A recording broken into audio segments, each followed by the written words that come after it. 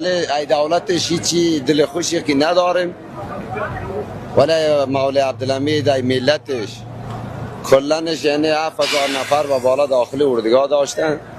اما روزی که ما رفتیم یه روز تا زوره بیرون اردوگاه بدیم مردم ها غذا آورد برای فروش. ملتش چند وقت یک سال بعد خبر شد کامل یعنی ماشینا ره وسایلی که خوردنی داشتن گفت آقا یا آتش میزنیم یا دیگه شما برین، ما این مفتی و مردم ما مفتی میاریم توضیح میکنیم. از سر اردوگاه داشت پخش میکرد چیره نمیذاشت، دولت نمیذاشت. آمدنی را با بستنی ای بالا پرد میکرد با بستش، نان ای زیری در اردوگاه میفرستاد داخل.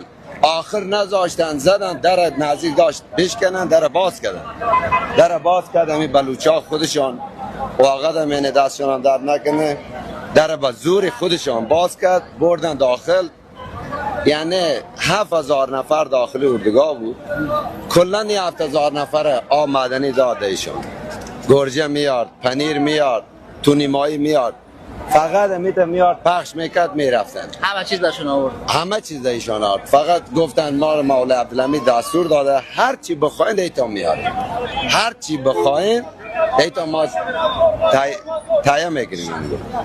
دیگه من خودم شخصا گلونم چیم دستی ما میدادن ما پخش میکردم. مردم برای مردم افغان خود ما. بله. کسایی که در داخل اردوگاه بودن. بله کسایی که در داخل اردوگاه بودن و اونایی که زور داشتن، قدرت داشتن، دمی در می اومدن میگرفتن.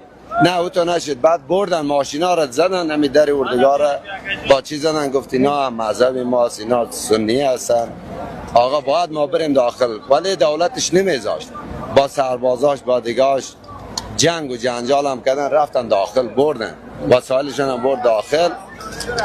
طوری بچه ها بود، بچه کوچکای اندازه اینا 1 سال 2 سال ضعف بدن، گشنه بدن، تشنه بدن دیگه. یعنی کلی را فکر کو احساسی ما که شب روز اونجا بدن من اون چیزی که خونم میخوردم بیشتر بر مفت رایگان برای ما آورد.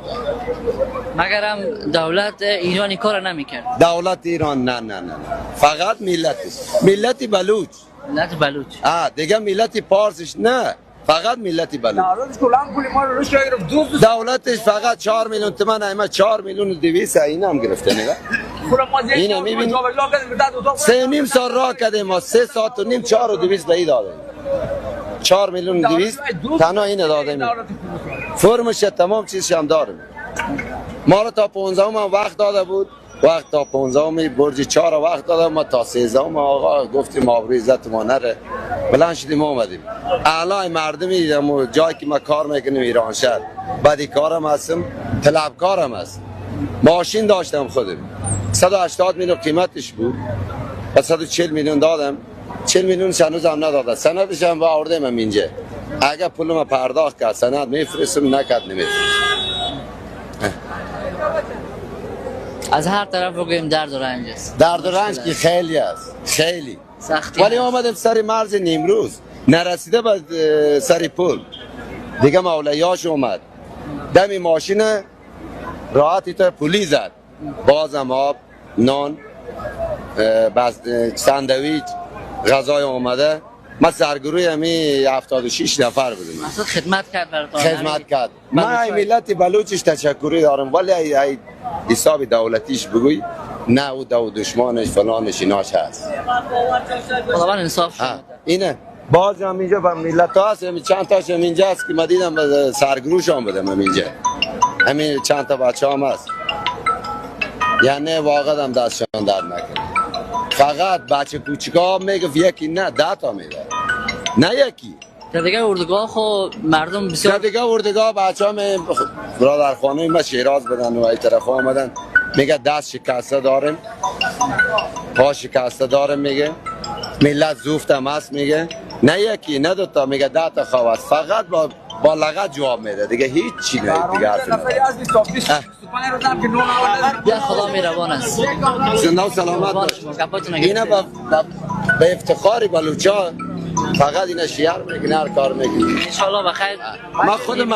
من خودم از 21 سال هم رفتم سیستان بلوچستان بودم، نه جای دیگه هم نرفته بودم. واقعا همه چیز دمشان گرم. قربان شما. بخیر باشین. ای بازیاش هم دارم که پول میلیاردی من خورده، ولی من که خدمت کرد با ملت یک تشکری خاص دارم. بخیر باشین.